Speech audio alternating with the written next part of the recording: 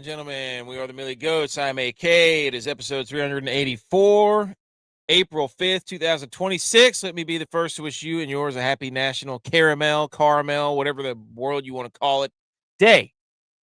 Woo! Secondly, happy Easter, everyone. Hope everybody enjoyed the family, went to church, went to mass, did the Easter egg hunts, had nice family lunches and brunches and dinners and all kinds of stuff. We had basketball all over the place. We had a wild Division III national title game that ended today. We had the crown, the college basketball crown. Well, the Division III, Mary Washington hit a buzzer beater. Well, Emory tied it with a three-pointer, 73-73 with like 10 seconds left. Mary Washington hits a buzzer beater to win the national title game for Division III. It was absolutely electric. We got the NIT championship. On this show today, Edge might show up. I know J.Y is boots on the ground in Augusta. It is Masters Week. So Edge might show up later. He said he was traveling too. Tex, I'm not. He's had a lot on his plate the last few weeks. So you might just be getting a full, uninterrupted 60 to 90 minutes of your boy AK here on the solo show. But we'll see. Edge might pop in. He said he was making a move, but if he doesn't, we understand and guess what? We all know the show every Sunday, every Wednesday for the people. But again, happy Easter. There's a whole bunch to talk about. We're going to talk about the Final Four, which it's that, there's so many sporting events that you look forward to, and there's certain ones that if they suck, if they stink, it's just not fun. Like the Super Bowl, if it's a blowout, it's miserable because you wait 2 weeks for a football game, and the Final Four is the same way. You wait an entire week. They give you basketball for 24 straight hours, basically, wall to wall. Your eyeballs hurt, and you're watching basketball all over the place. And then it tapers off, and you finally get the Final Four. If those games stink, you're like, man, I waited all that.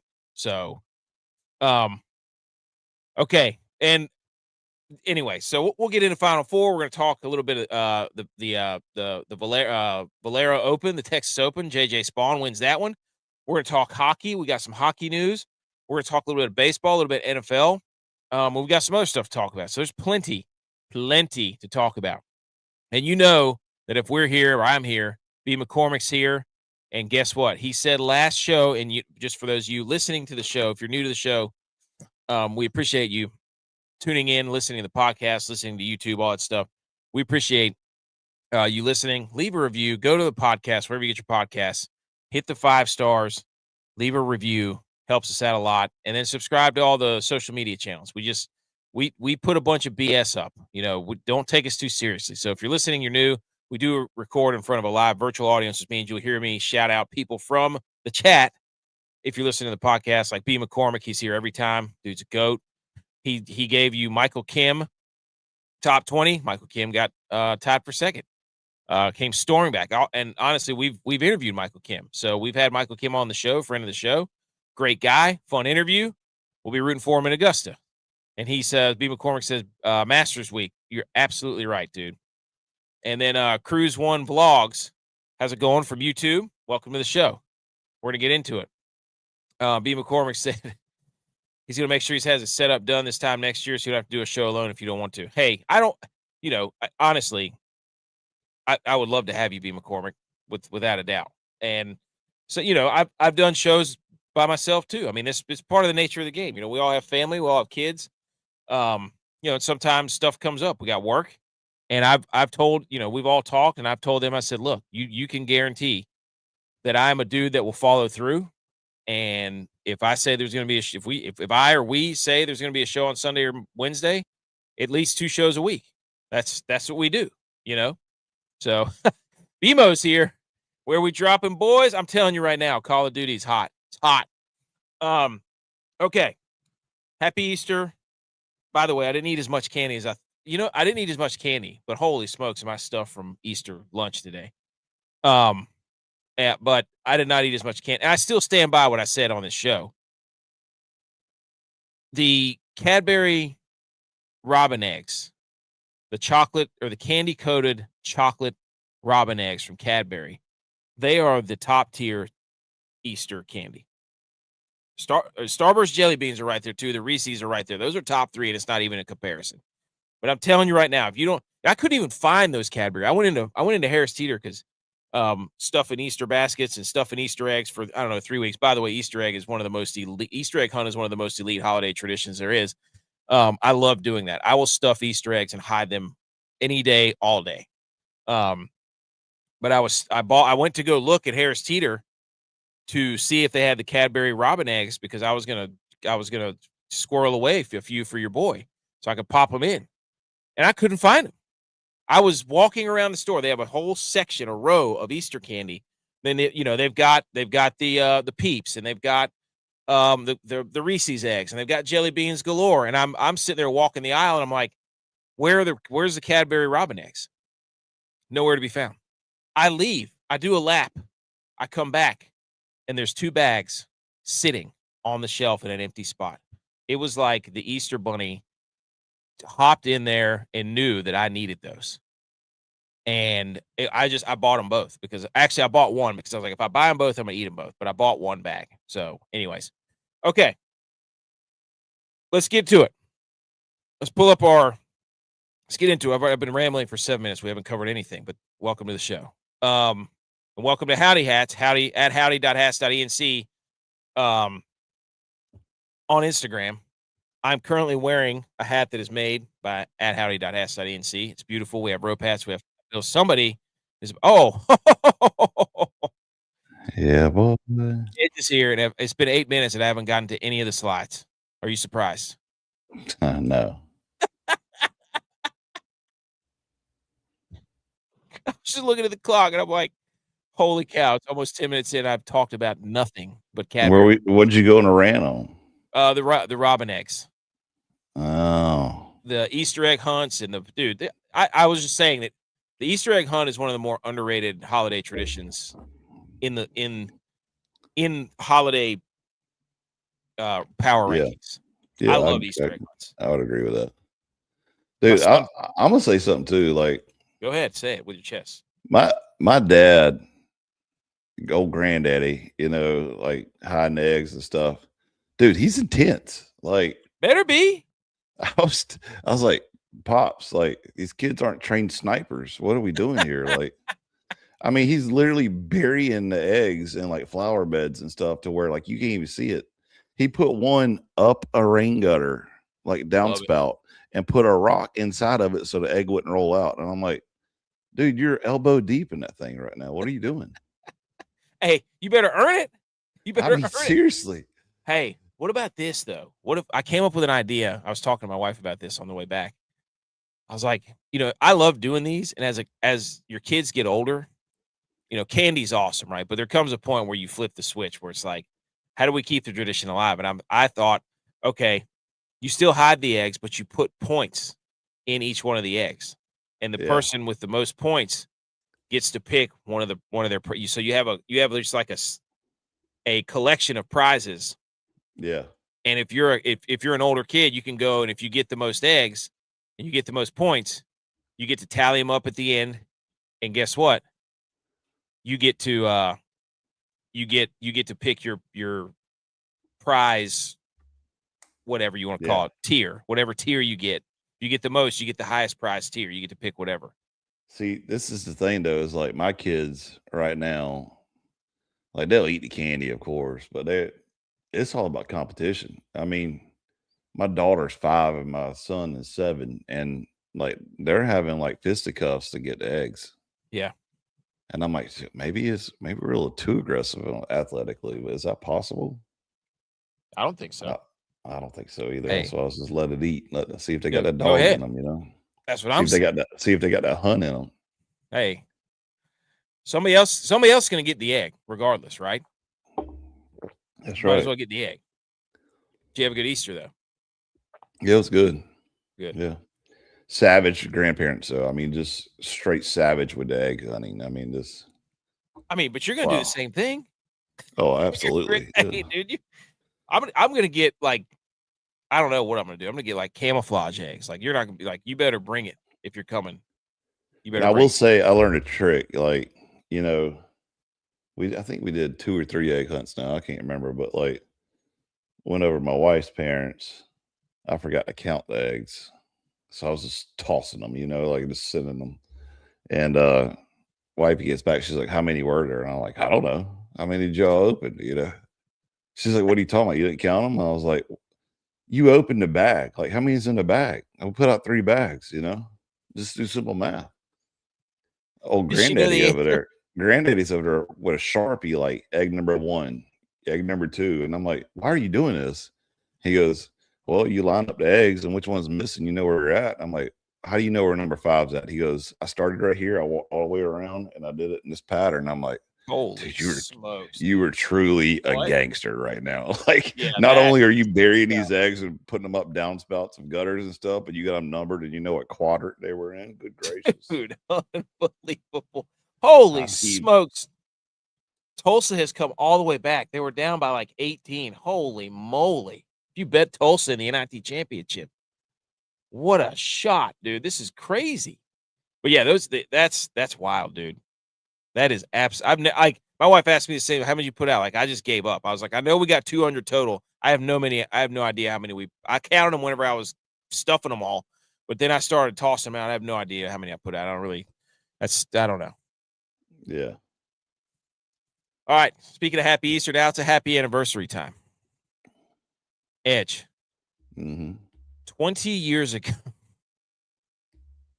One of the greatest internet things in the world. 20 years ago, a dude screamed his own name into a microphone and ruined everything for a World of Warcraft group. A group of players online and playing World of Warcraft spent several minutes and several hours and however long it took him to get to this point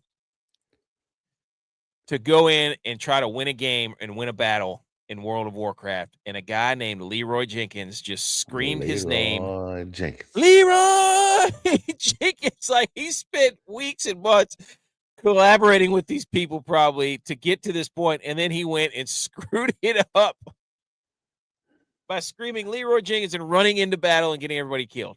It was incredible. Happy anniversary to Leroy Jenkins. I think it was like a day or two ago, but I was not about to let this show go on and not know that we know Oh, everybody dude. knows Leroy Jenkins.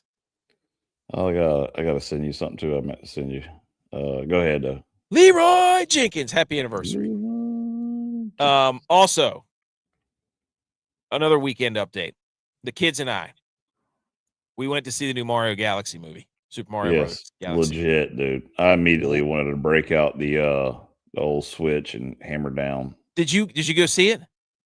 Well, we didn't go nowhere. We got BMO's Oh, okay, yeah, I got VC you. box. But you saw it. You watched it. Yeah. Okay. Dude, I've seen on the internet, if you're on the internet, you see mixed reviews. You see all these reviews of like, oh, I didn't get this on Rotten Tomatoes, but it's grossed 372 million globally in its first 5 days. The production budget was 110 million. And everybody's saying the storyline stinks. Hey, let me tell you something. I don't go in there expecting Mario and Bowser and Luigi and a made up dinosaur that poops eggs to make me think deeply about my life. You know what I I want? agree. I want you to show me all the cool stuff, all the battles, all the power ups, Bowser, the songs, all this stuff. So I'm not going to ruin it for anybody who hasn't seen it, but the Bowser storyline is phenomenal in this movie, and I thought it was Mhm. incredible, and my kids really enjoyed it. And they did try to cram so much into there. It was a Like lot. Yeah. they tried to cram like it was a TikTok movie. It was like every 5 seconds they're in a new galaxy, and they're I play a lot of Mario Brothers. I didn't know some of those people, but I thought it was exactly what it needed to be, in my Yeah. opinion. Yeah. Right. I thought it was good too. So I don't need it to be some deep storyline. Like, and it looks like they're going to keep going. I hope they do. But the Bowser storyline was incredible. So, but yeah, it was like cameos. It was like the Happy Gilmore 2 movie, just cameo, cameo, cameo, cameo. But if you're going into a Mario Brothers movie about a video game and you think you need to be saved or whatever, you're good luck. I can't help you there. Yeah.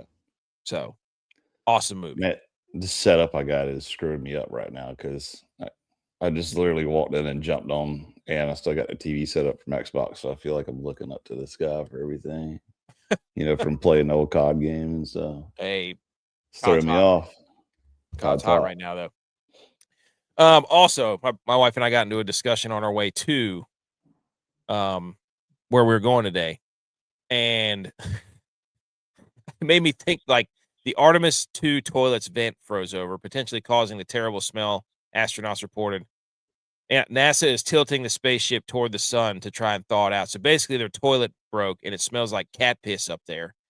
And everybody's making jokes, but apparently, the context, the reported burning smell is from the toilet gasket material heating up, not the frozen vent. NASA thawed the urine vent ice by orienting a spacecraft toward the sun. So basically, they're up there flying around in their own filth. Okay, Wow. they built a spaceship without a working toilet. Wow. Which, sanitary. dude, can you imagine? How's Dan Hurley supposed to drink his piss? Secondly, that's not even the reason I brought that up, but I just thought the Artemis 2 was it was funny. My wife, like, we were on our way, and there was like 20 minutes to go, and I had okay, this was stupid on my part. Let's break it down. I had I had a liquid death that I had left in the refrigerator from the night before. I crushed that, and then I had a giant cup of like half calf coffee that was like 16 ounces. And then I had another liquid death, and then I had a bottle of water. And so this was only like a 2-hour trip. And with 15 minutes to go, I was like, I got to stop and pee. And she's like, we're going to be late. And I was like, I don't care. Like, I have to go pee. And so I pulled off the road with like 15 minutes left to go pee. She's like, you're going to make everybody in the car sit here while you go pee. And she's like, you need to get tougher. I was like, I am tough, but I need to pee, and I'm going pee. So is that fair or foul by me? What would you do? Well, I normally don't have to worry about that. Normally, my wife is the one telling me that I need to pull over. So like if I get close, like when we came back from Florida, I was getting close, like, hey, we need to make a stop, but I wasn't gonna say nothing until she said it. Yep. Now, if she's asleep or something, yeah, all day I'm pulling over. Like she don't know the difference. Where are we at? Well, we're in Georgia. We ain't even left South Carolina yet. But yeah, usually I wait because females got those small bladders and all that stuff. Apparently I do. Supposedly. She gives me Yeah, apparently. Well, you also just drank 72 ounces of fluids where you hit the road too, like a genius. She was like, what is wrong with you? Why did you drink so much stuff? I forgot. I chugged a glass of water when I woke up. So I went water, like 12 ounces of liquid death, 16 ounces of half calf decaf coffee, and then another 12 ounces of liquid death. So I had 28, 44. Yeah, I had about 60 ounces of fluid before we left. I'm gonna go ahead and say the most underrated play of all time is chugging water when you wake up. Oh, dude, room temperature right to the dome.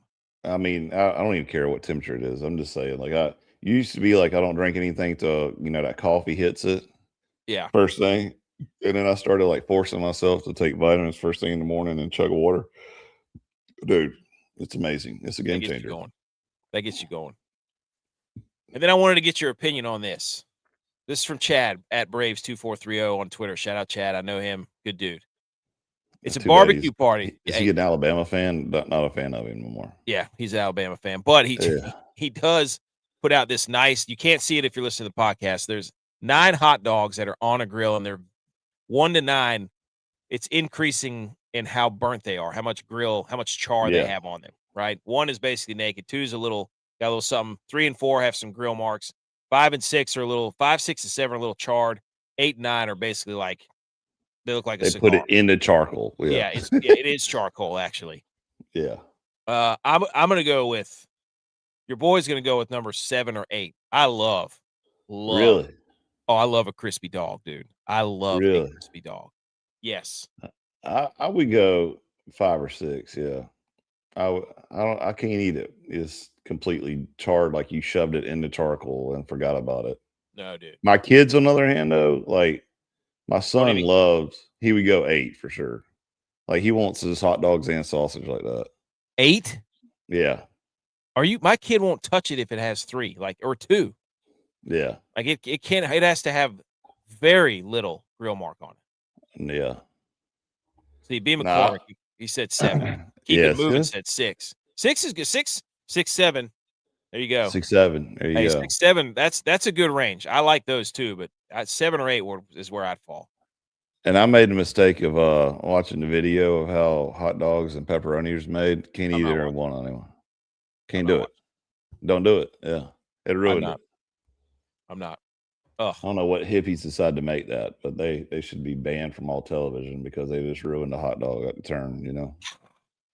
Well, it's the same thing whenever you watch like, or if like I went to my graduate degree, the doctorate degrees in Wingate, North Carolina, and there's chicken factories down there, buddy. And you're like, what's that smell in the dead of summer?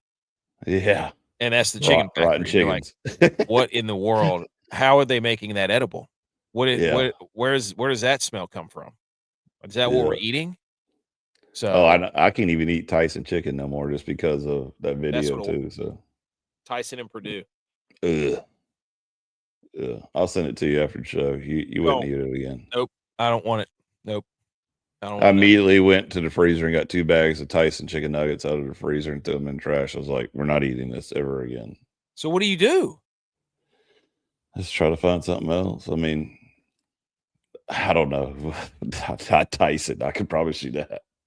After the video, dude, they were talking about like they had frozen chicken that they were sending to McDonald's, and McDonald's was sending it back saying, hey, this is too bad.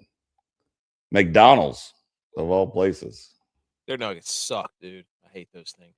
Yeah, but if they're turning food back because it's too bad. Is it marketing or what is it? How do they get the kids to be like, I want nuggets? Is it just they're shaped like dinosaurs? Like, are we that stupid?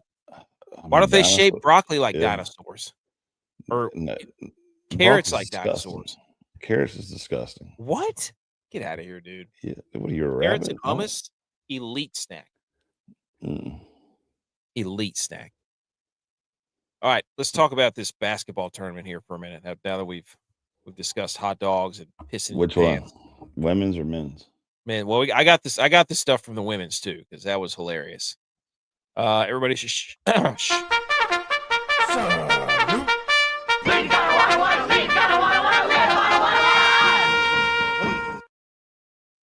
All right, ladies and gentlemen, salute your sports time. We're going to talk about the Final Four, which was kind of anticlimactic, which sucked. Because you wait all week for sporting event, and then it lets you down, and you're like, that sucked. Good thing we got Masters Week. But this is from G.U.Y.S, and I thought the same thing. I was watching the halftime show I had the halftime show on one of the TVs, and I look up in the panel, and this looks like they've got an entire bowling alley lane on the TV right now with how many people they had at the desk. They have 7 people there, and this desk has got to be at least 40 yards long. It's unbelievable. It looks like one of the tables at Harry Potter from Hogwarts. It's ridiculous. I don't know why they need so many people. I don't get it.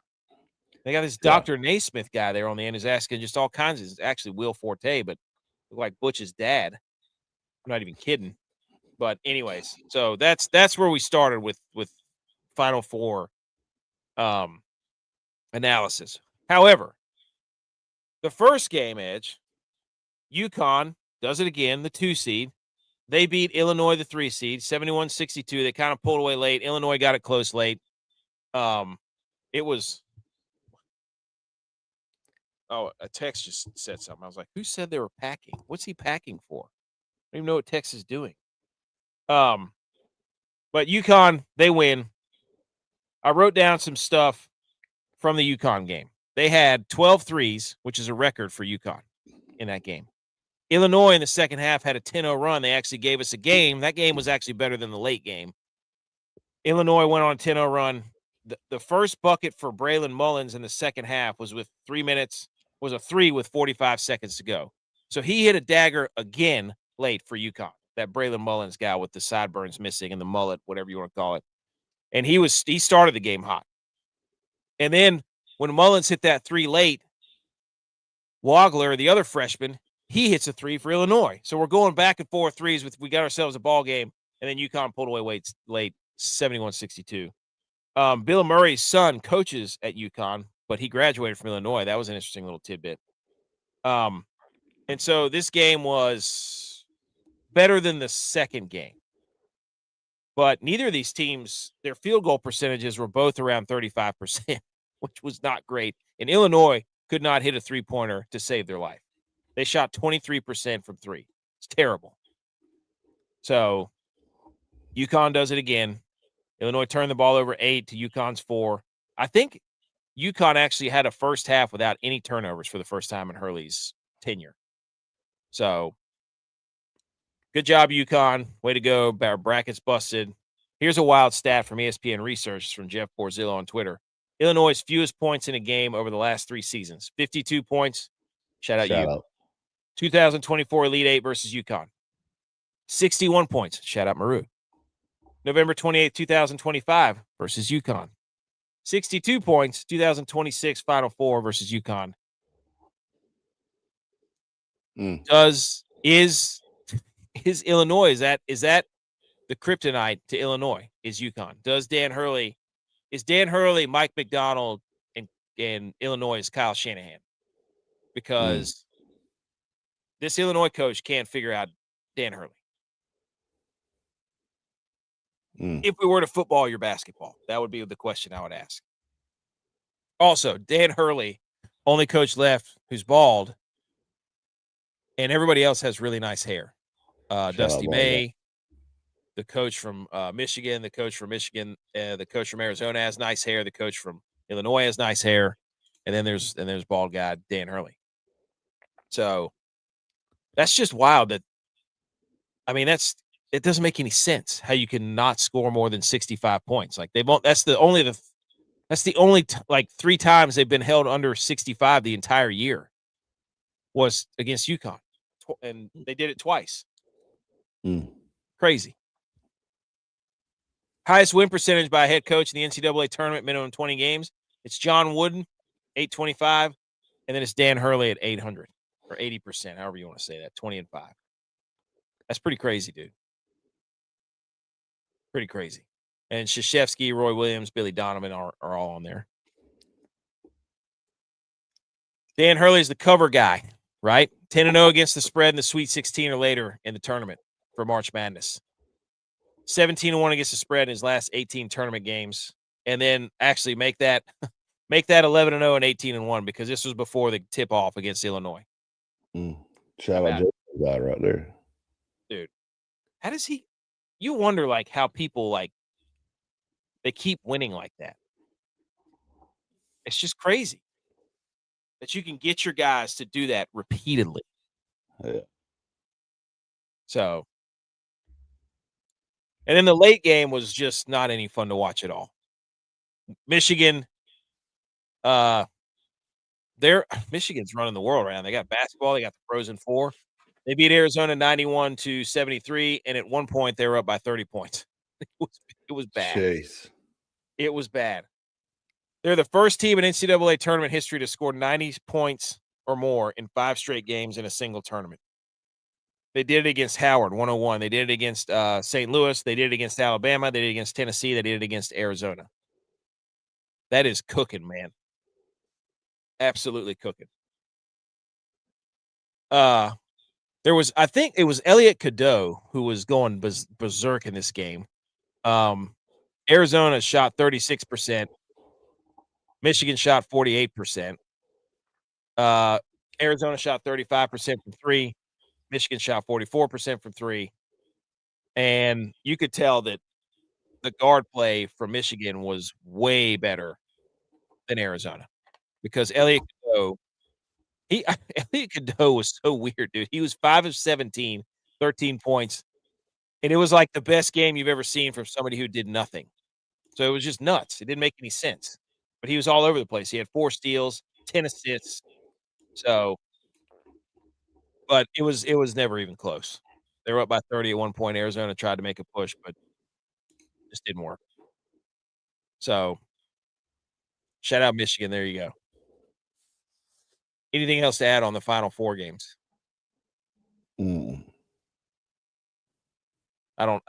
It's, there's a lot of other shows that are going to give you an in-depth breakdown about basketball. And it's just, I watch the games and actually, what did I write down? I take notes during the games. Let me check my notes here.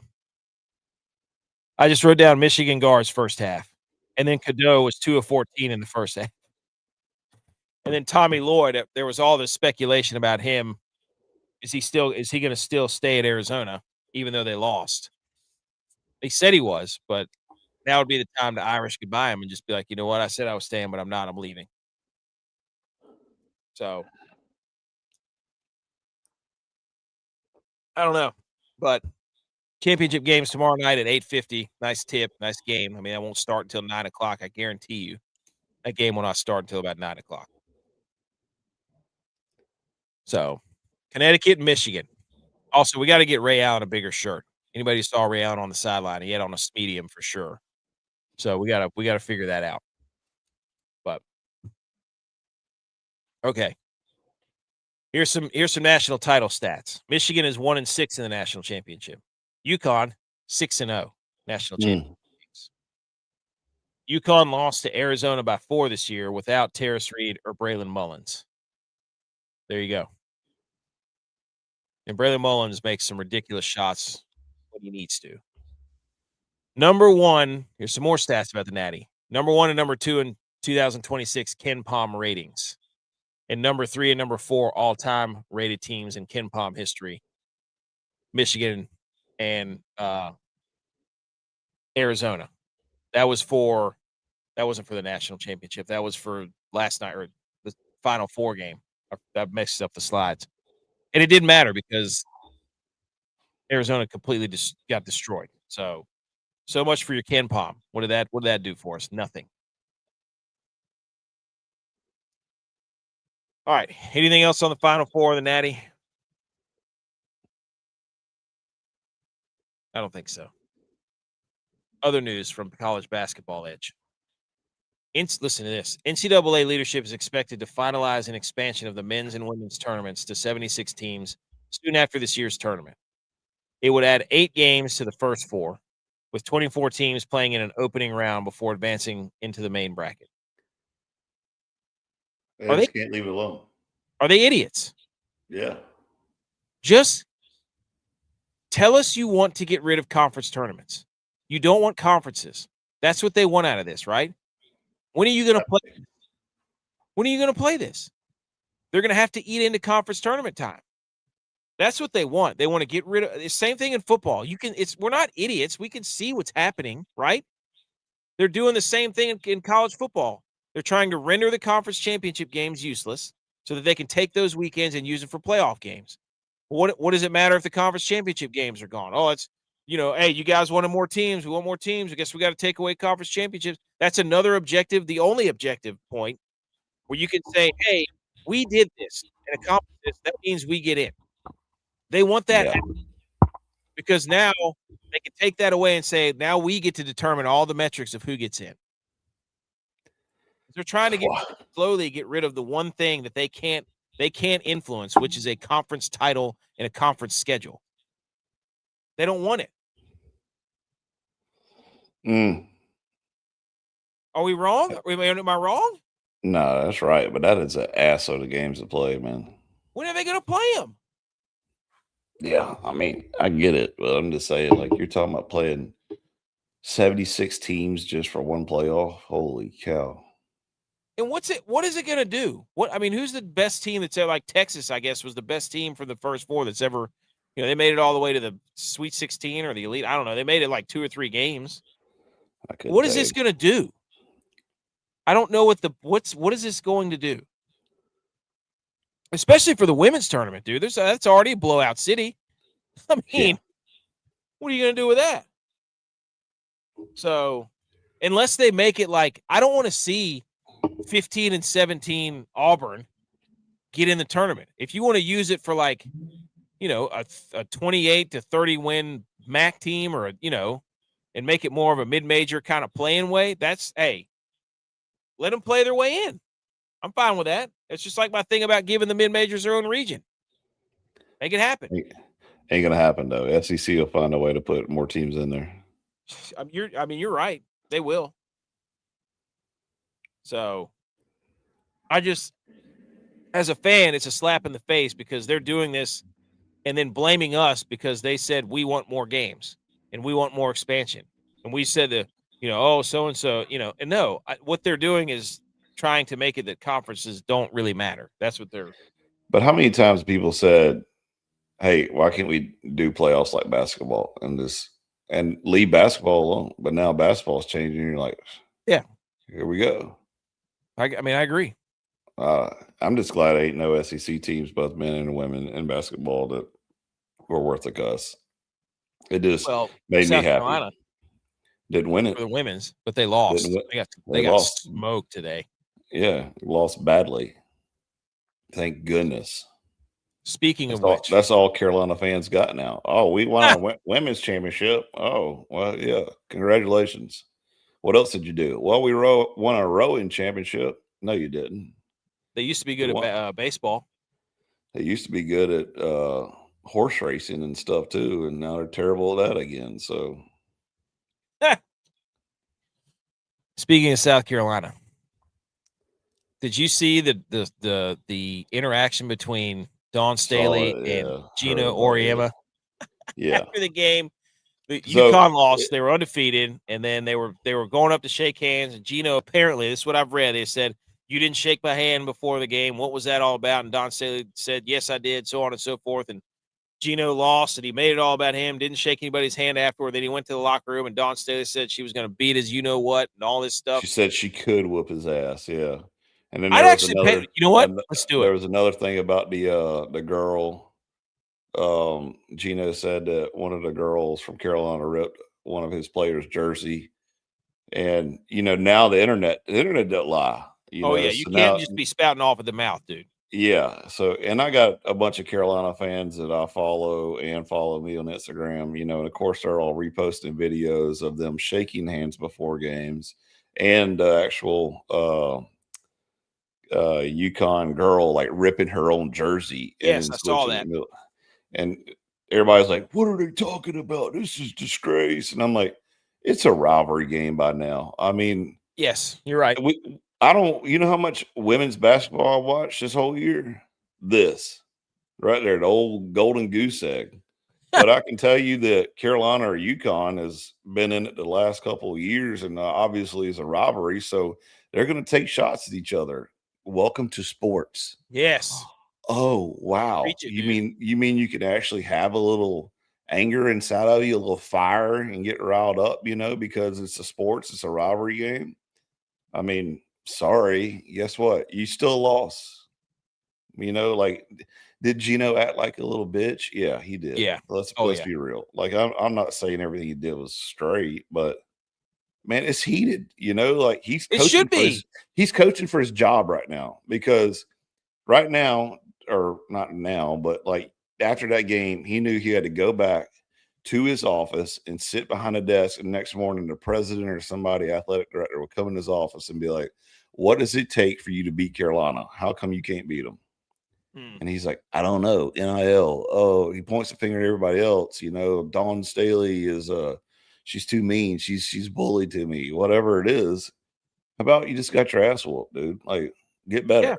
Basically, Yeah. I like that's my spin zone was.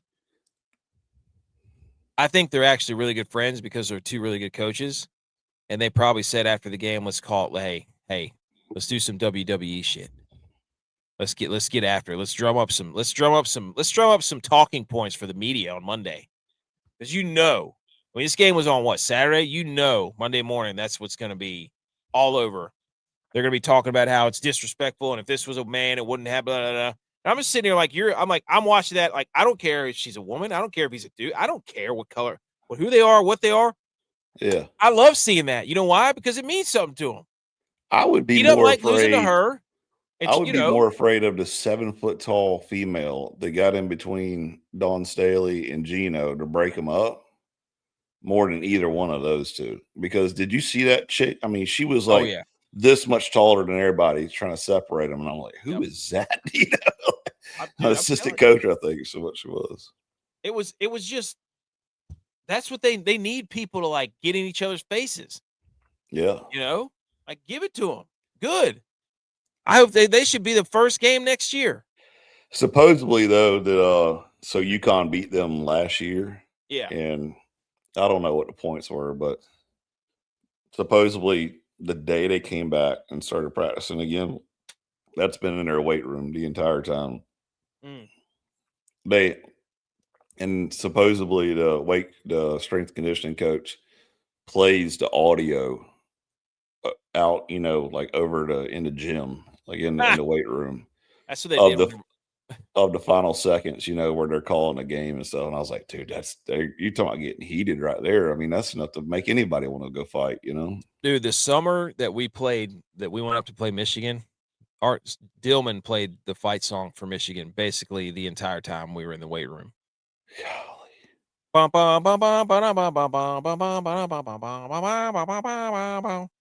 Whatever. What a Whatever great the song. guy. That's what it is. Bum, bum, bum, bum, bum, bum, bum, bum, bum, bum, bum, bum, bum, bum, bum, bum. Gazillion times before we went up there. Then we whooped their ass. Who's better, strength coach, Dillman or Coach Ken? Damn, both those guys are legends, dude. I love Kent Legends. though. Yeah, I love Legends. Kent though. But Ken Dillman was was just so a wild. character, man. Dillman was a character. Played the Rooster song. Here comes the Rooster. Oh, dude. Alice in Chains, man. Yes. R.I.P. Lane Staley. I've been listening to a lot of Alice in Chains lately, dude. They got some bangers, man. That era of rock was just something, dude. It I was know it is. Yeah. totally different. But Geno he issued a statement. It's no excuse how he handled the end of the game. He said he wants to apologize for the state. He doesn't say he apologized to Dawn. He apologizes to the staff. Like, these two apparently do not like each other, and that's good for basketball. We need this. Absolutely. Like, you don't want everybody to get along. That sucks. Yep. There you go. There's a picture of her right there. Look at her just coming over here separating them. Oh, dude, yeah. The chick right there in the middle, just hovering over everybody. He said his personal relationship with Dawn Staley doesn't extend beyond their games against each other. And he said, quote, "Not really. We don't have a lot in common. Dawn was my assistant on the Olympic team, and I have a tremendous amount of respect for what she's done at South Carolina." That's great, dude. I mean, if you're sitting there like you want to be the dog. What did Ric Flair say? In order to beat the man, you got to beat you. In order to be the man, you got to beat the man. And these two are constantly up there. Yep. I don't know how you could be friends with somebody. All right. You got anything else on that? Good for UCLA for. Oh, that's their first title in school history. Good for them. That just shows you what NIL money can do right there. Oh yeah, yeah. Who doesn't want to go to Los Angeles? Right. Okay.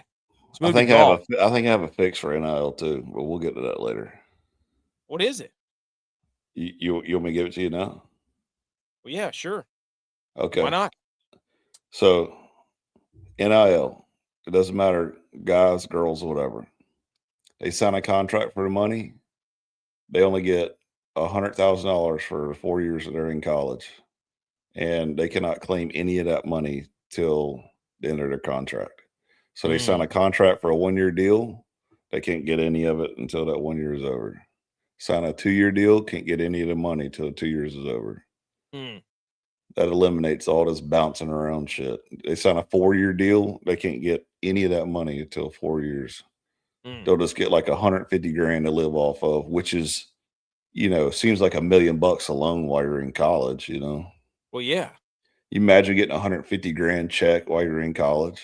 Well, see, that's not what they want, though. That's not what the kids want. I mean, that's a smart way to do it, but they want to be able to buy the cars and the jewelry and the. Yeah, I get that, but that's how you fix NIL, though.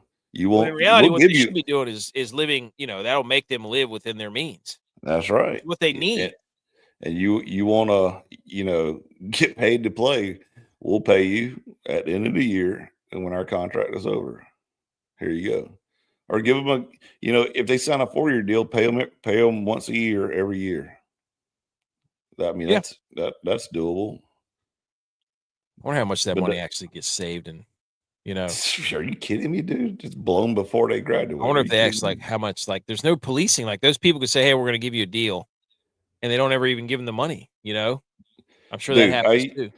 I used to day trade while I was in college, and I would go out to the bars and blow the money before the money even hit my bank account.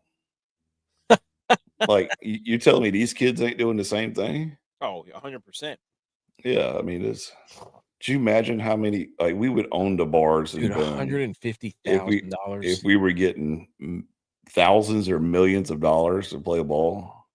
That'd be crazy, I dude. would have bought Flipside myself and be like, I Yeah. own this bar now. This is my crew drinking, like That would be insane, dude. That'd be insane.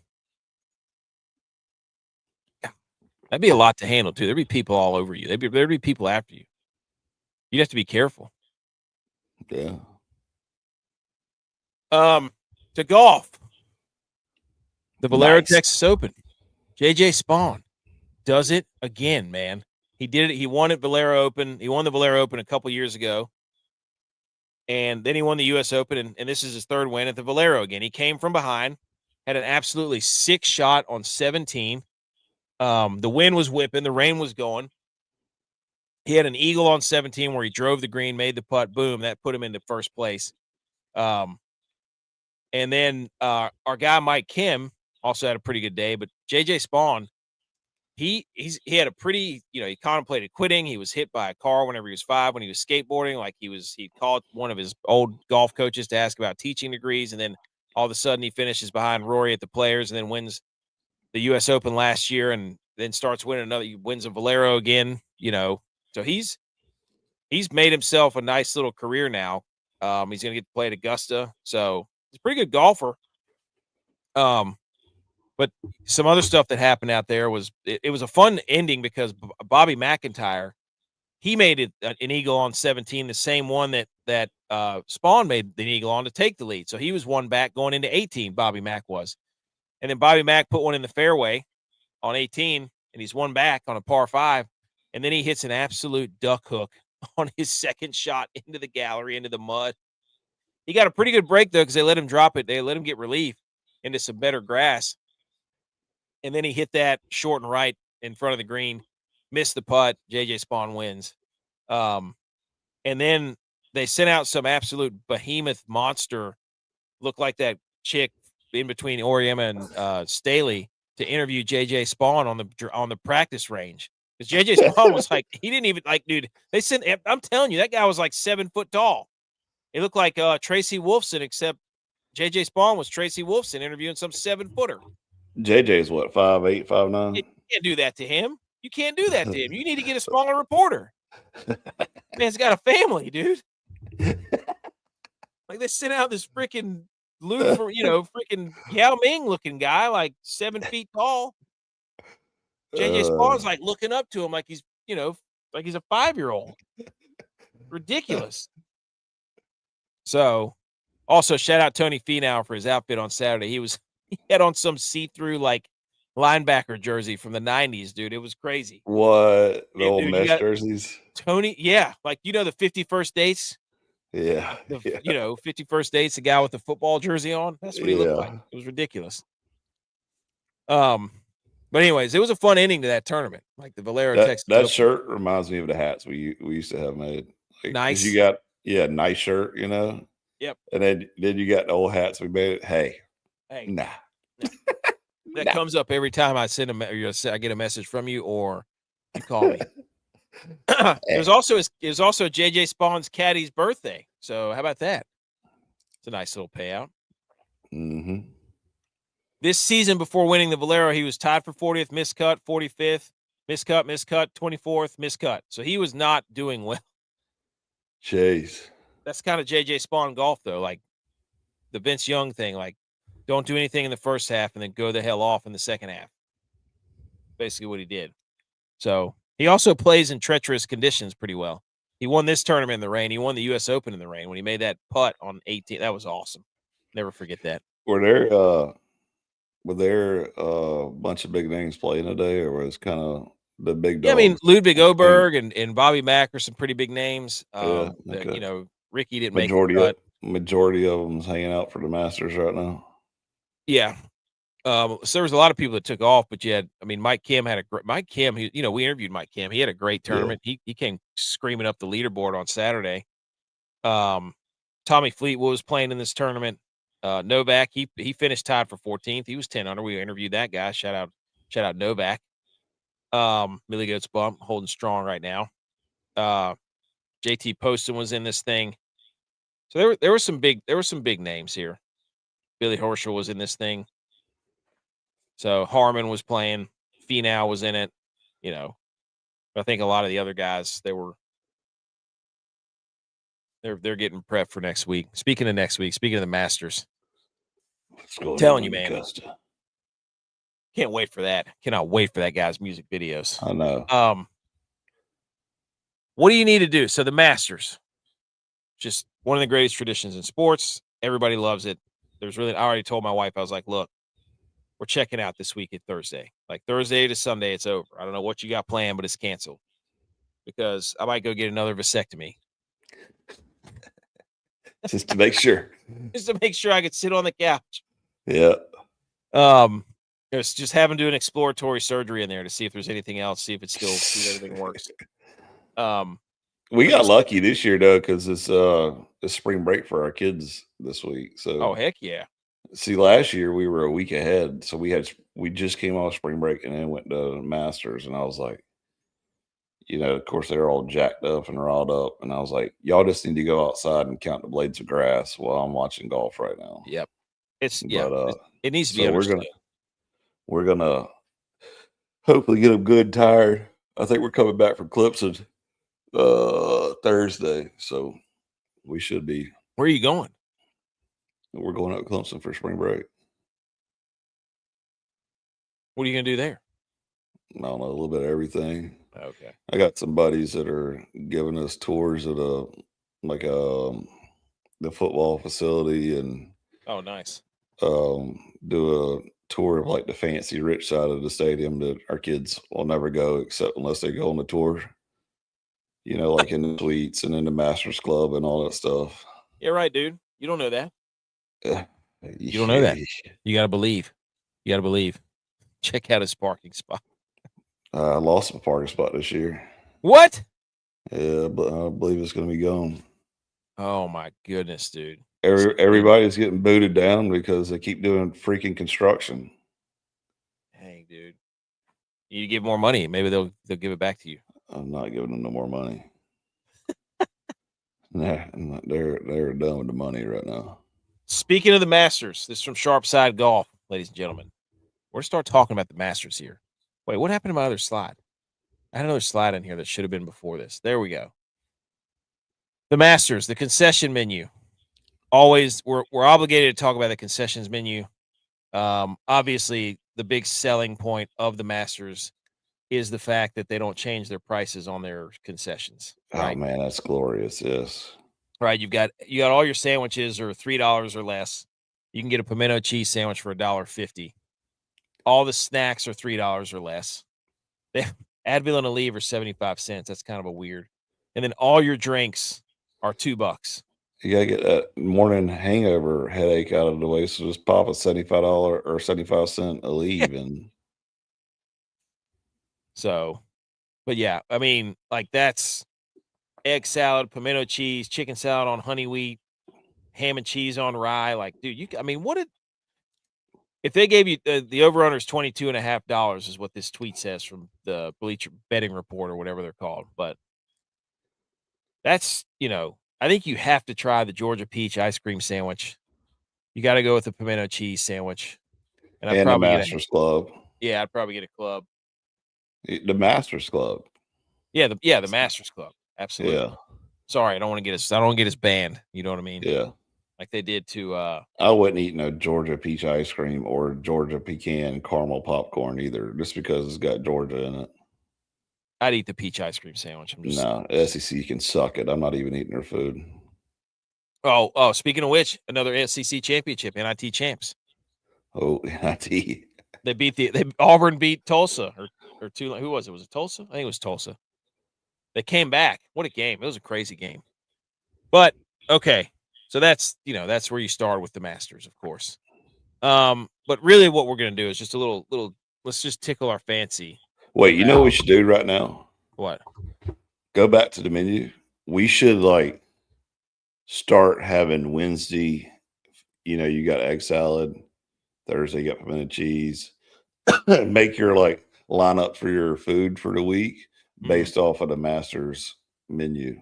I hate egg salad, by the way. Yeah, I don't know if I could do that either. Yeah. I could eat everything eggs but egg salad. Yeah, I'm not a big chicken, tuna, egg, potatoes. I'm just not a big Agreed. Yeah. I don't want chunky salad. I want a salad with lettuce. So, Georgia Tech Shut needs up. to see for Shut some up, BMO.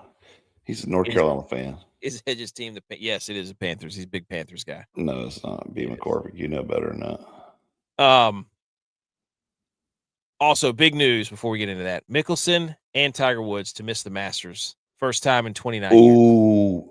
Wait, did both of them miss together or Mickelson's each? out. He put out a statement about how I don't know what's going on, but it's some sort of personal health statement. So we're not going to get either one of these guys for the first, like in our whole adult life, we're going to be That's watching the insane. Masters for the first time without one of these guys. That's crazy, That's dude. insane. That's insane. I don't remember a Masters without Tiger or Phil. The legends are getting old. Who is going to be the next Tiger and Phil? I guess Scotty. Who's going to be Phil? Who's Phil? I don't know. We need a Phil. We need two people constantly battling it out. We need somebody to DeChambeau's come up. trying to be Phil, I feel like. Yeah, but he left. He could have been. It could have been Scotty and DeChambeau. And it could have been duking it out, or it could have been Scotty and Rahm. Yeah. Rory just doesn't care anymore. So who is the Phil? Yeah, but does it count that they left now that it lives over? Well, I don't, but they don't play against each other all the time. Like Phil and Tiger would go at it all the time. Yeah, Sports but are I mean, best. but Live is done now, right? Like No, they're getting this. they're still going, but I think people are starting to come back. Yeah, see, Live is about done. Like they ran their course, they ran out of money. We're bombing Iran now. Shit happens. So they're on the way out right now. So it'll. Do you would you put DeChambeau up there if Live is over? I would. Yeah. Well, Brooks Koepka and DeChambeau were on that trajectory, but we just like we were just talking about Staley and Oriema. Like we need two people. That's why tennis is so fun to watch. Like you had Djokovic and Alcaraz and Sinner, and like you need two people to be at each other that are at the peak. That's what creates cinema. The next UConn South Carolina game is going to be freaking box office. Just not for the game, but because to see those two, you need that. All right. What about Augusta? It's a second shot golf course, right? People think it's the putting and the undulation and the this. You have to be precise off the tee. You got to put it in your spot off the tee, but you can make up for it if you hit your second shot well. Your proximity from the fairway is what you need on this course. Year after year, it ranks inside the bottom 10 on tour in penalty rate when missing a fairway. If you don't hit the fairway, you're screwed because then you can't hit. You like it. The way it's set up is and J.Y.S has been there. The way it's set up is you have to hit certain platforms and plateaus and areas, and if not, you've got to hit it in other spots away, and you're pretty much assuring yourself a 2 or a 3 putt. So you have to be able to put it on the green where you want to. There's quite literally no rough on the course. It's called the second cut, meaning missed drives are far less punishing than most courses. It also ranks as the hardest course to gain strokes on the field via approach. Iron approach and approach play is so important that the Masters below are the 10 players gaining the most strokes via approach over the last 12 rounds heading into the Masters.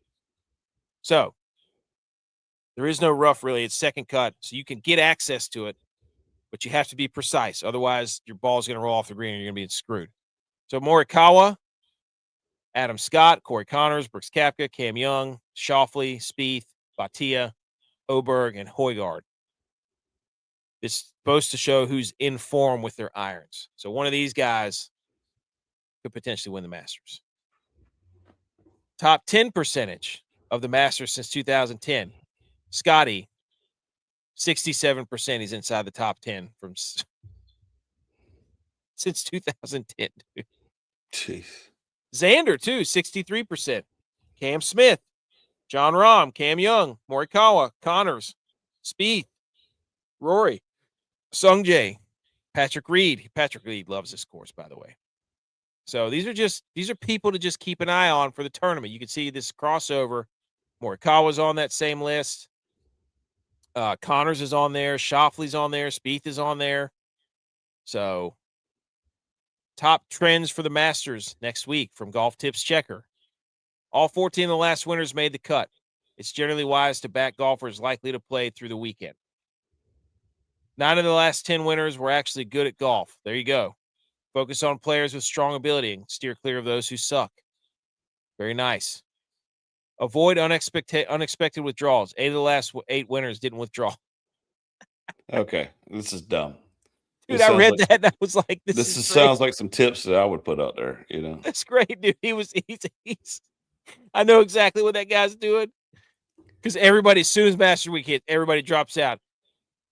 The last 5 Masters champions did these 3 things. Here's a thread. And then you have to click on their tweet and then read their thread about. And then the last tip about the Masters is it's officially surpassed the Super Bowl, and the World Cup is the most expensive sport ticket. $2,000 to go watch a practice round, $16,000 for Thursday, $8,000 for Sunday.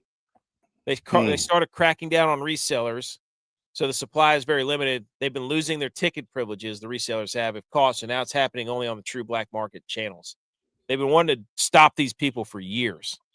So if you don't win the lottery, basically you're screwed because you can't really, I mean, I guess you can't afford that if you want to. Oh, that's what I was wondering. So if you win the lottery, you don't have to pay these prices. No, you don't. You still have to pay a price, but not that price. No, I was about to say, because man, if we put it in like the day after the Masters or whenever it went live. Yeah. Oh yeah. If I knew we had to pay this much, I wouldn't even put in for it. But no, you don't have to pay that. But that is steep, though. That's crazy, isn't it? I mean, the Super Bowl is getting up there, but $16,000 for a ticket is on Thursday too. How much is it on Sunday? 8. It's less on Sunday. Why is that? Everybody's going to work and bouncing out or something. I don't know.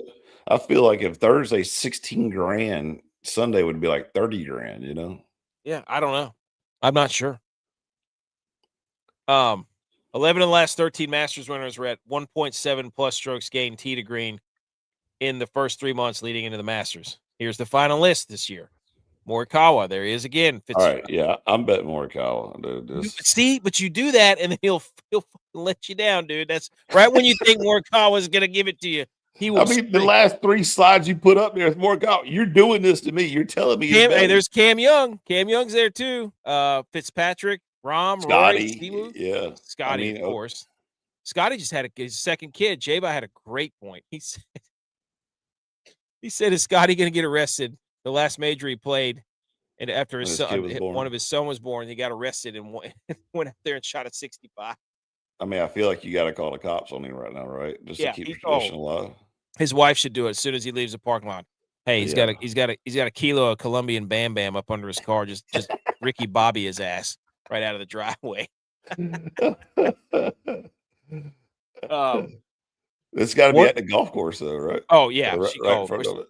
They should prank him. Yeah, that's what I'm saying. If I'm Rory or somebody, I'm buying a siren and following him in and like getting a blue light, like impersonating a police officer, and just risk getting arrested. You could pay a cop up there doing security, like, dude, I'll pay you $500 to pull this guy over right now, put him in handcuffs, and they would do it. I would do it anyway. Oh, anyways, that's a list. That's a good list. And guess what? Jason Kelsey, he's going to be the on-course reporter during the par 3 contest at Augusta. Dude, after making his debut at TGL, and Pat McAfee's really mad. Like, okay, here we go.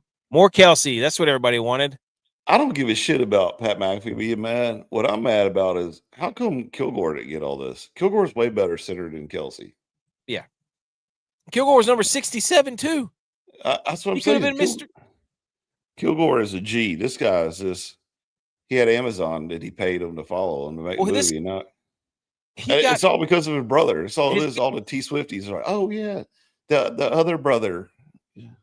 They're so wild and crazy and so this, it's they are force feeding the Kelseys down our throat. We don't want it. I don't want it. I don't want to see him. I don't know who keeps telling them the people want this. But everybody's trying to get a piece of it. And then here's what his wife says. Kylie Kelsey wants everyone to stop asking about Travis and Kelsey Taylor Swift's wedding. Well, the fame that you have, that you've acquired, and that you keep putting yourself out there in front of everybody, if you didn't want it, then don't do a show. Because when you put yourself in front of a microphone, they're Mm. going to ask you questions. Yeah. Guess what? When my brother is about to get married, I got questions all the time. Hey, how's your brother? How's their wife? So welcome to real life. Like, what are you talking about? People Yeah. not asking you about the wedding. Don't do a show then. If you have a microphone, what do you want? You don't expect somebody to ask you a question? I mean, B. McCormick's over here peppering us with questions right now in the comments. So I know yeah, he was. it's saying the same for everything. Hey, that's what I'm saying. He said he ate egg salad too. Hard boiled eggs, dude. I love hard boiled eggs. I ate like 5 hard boiled eggs a day. But anyways, I love this. She's like, stop asking about Travis and Taylor's wedding. It's like, that's the reason why you're getting everything you're getting. Agreed. And I don't stop making us watch your husband on TV. I think he hit the timing just right though. Like it was well played by Jason Kelsey that you win the Super Bowl, you're getting old, you're at a retirement age, you're on top of the world, you get drunk, you show your ass, all the Philly guys love you, and he just hit it at the right timing. That's just 100% what it is. And he's still riding it. I don't know for how much longer he can ride it, or how much longer do they sit there and say, like, this shit's enough. Like, we got 3 kids at the house right now. Like, he's always going on that other stuff. So maybe good for him, but Kilgore's better. I'm just saying. It's not that I don't like him. He seems like a nice guy. He seems genuine. He seems, every time people have interacted with him, they have, it's just, I don't need to see him on every sporting event. Yeah. We need somebody else. Yeah. That's all. I'd watch him break down the offensive line for another team and defensive line for another team, but the Masters, dude, come on. Like, yeah.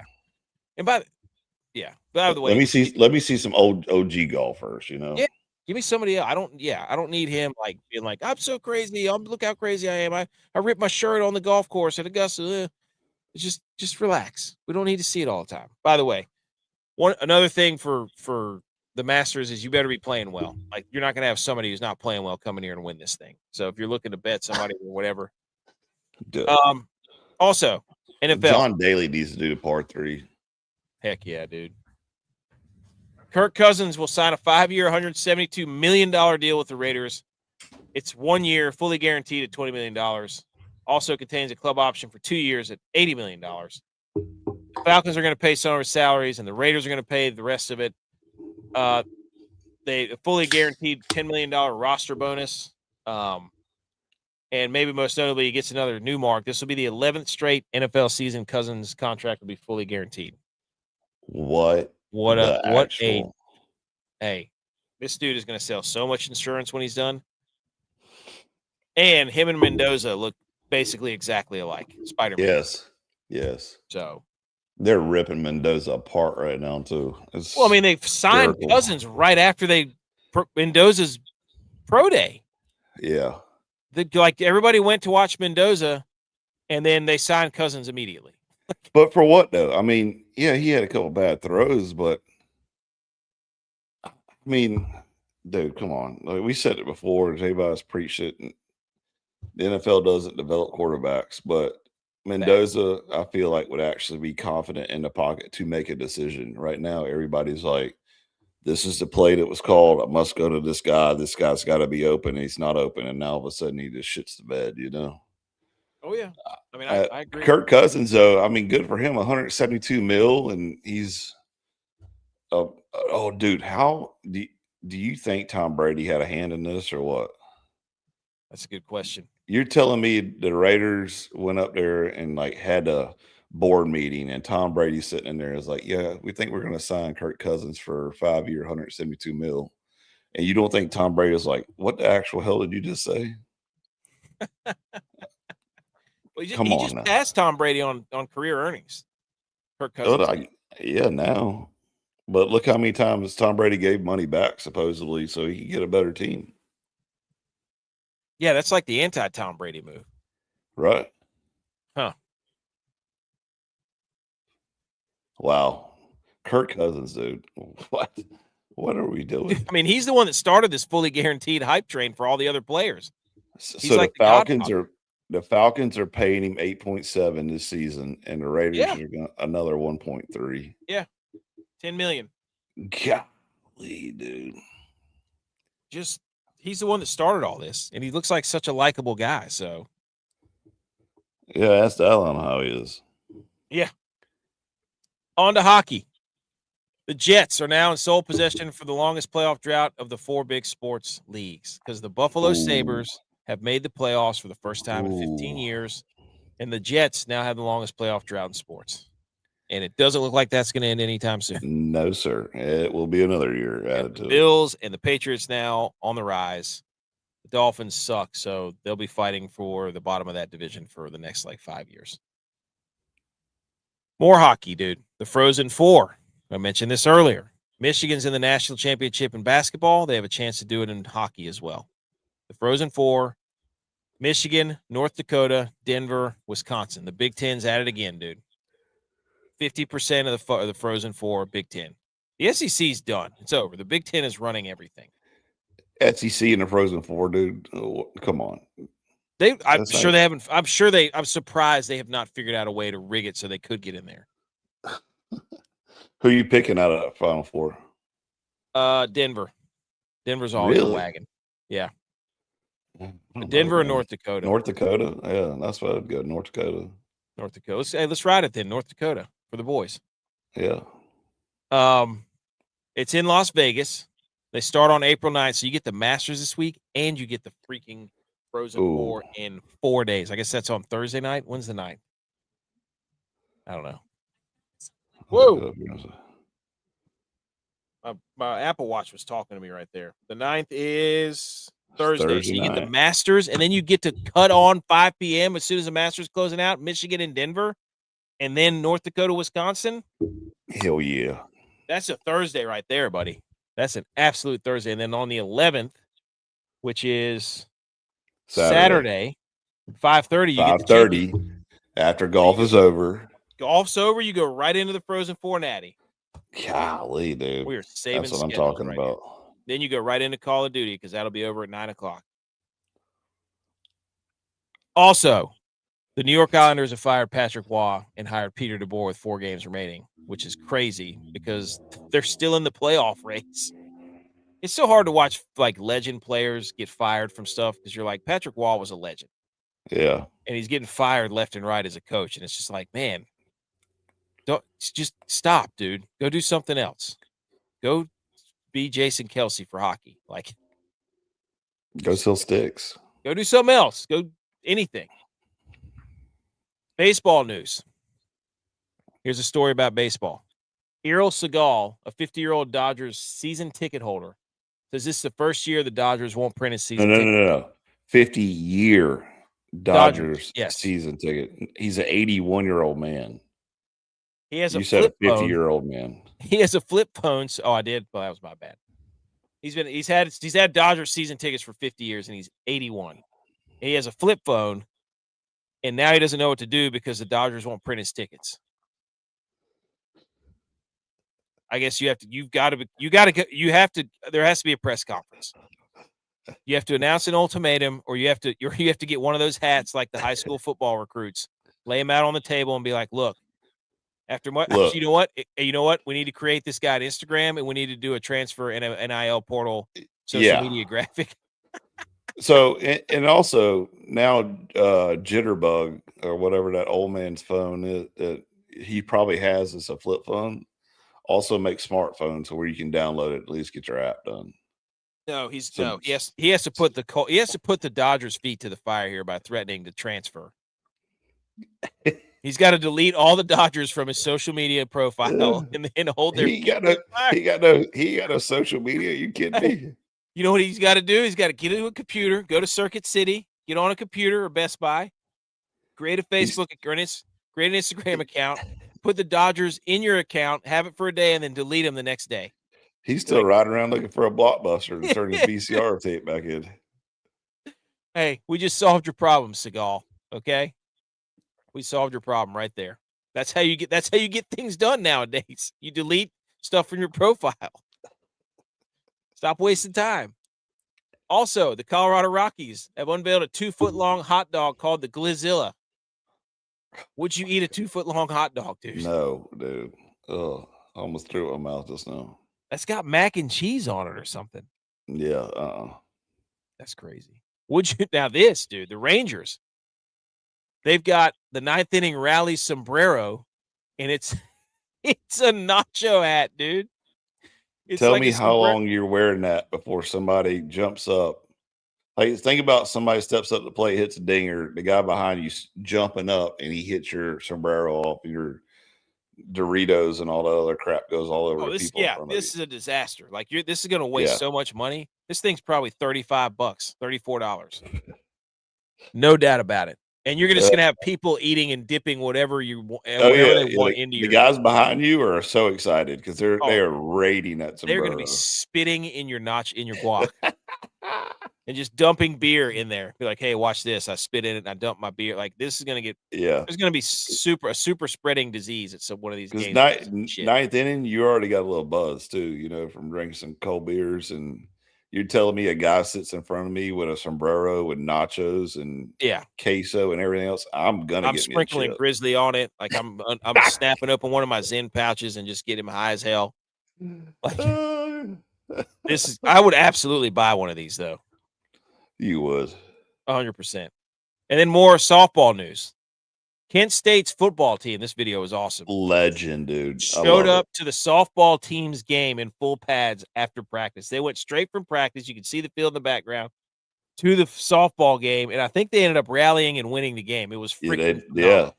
Yeah, dude, they had the stadium like bleachers shaking because they were jumping up and down, and some chick stepped up and hit a dinger. Yeah, they did good. Freaking phenomenal, dude. However, though, how gay is it? They showed up at a softball game still wearing helmets.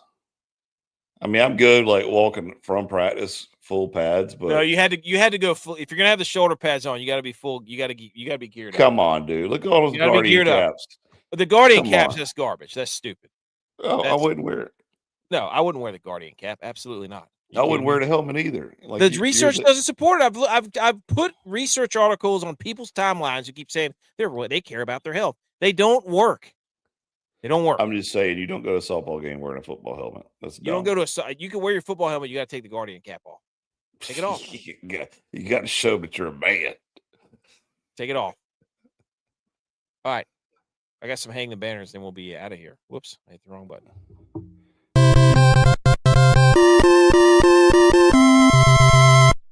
You did it! Congratulations! Hang the banner is brought to you by Fourth Quarter Performance. Get your creatine, your protein, your BCAAs, your super greens. Promo code GOATS20. fourthquarterperformance.com. Do it. Hang the banner for schools in China have introduced digital pets that students can only look after through schoolwork. Completing tasks earns them points to feed and grow the virtual companions. I remember this little Tamagotchi pet. Yes. Did you have one of these? No, but I remember it. Yeah. You could you hook it to your book, like your book bag, and then you feed it stuff and it grows. It's crazy. I remember that thing. Hang the banner for bringing it back. Every time's a flat circle, dude. They think that they're being creative. This was when we were kids. Also, hang the banner for the chess grandmaster, Magnus Carlsen. He accepts a selfie with his opponent before reporting her for having a phone. Dang. They sat down and she was like, hey, can I take a picture with us? Now, I don't know if this is staged or not. And then he immediately says, he calls an official over and then reports her for having a selfie. And she got kicked out and lost or what? I don't know. What happens when you report a cell phone when playing chess? Sponsored by ChatGPT. Yes, generally results in a strict penalty for the opponent, often an immediate forfeit of the game under FIDE rules if it rings in the playing area. Oh, if it rings, though. Yeah. So he's just being a douche canoe.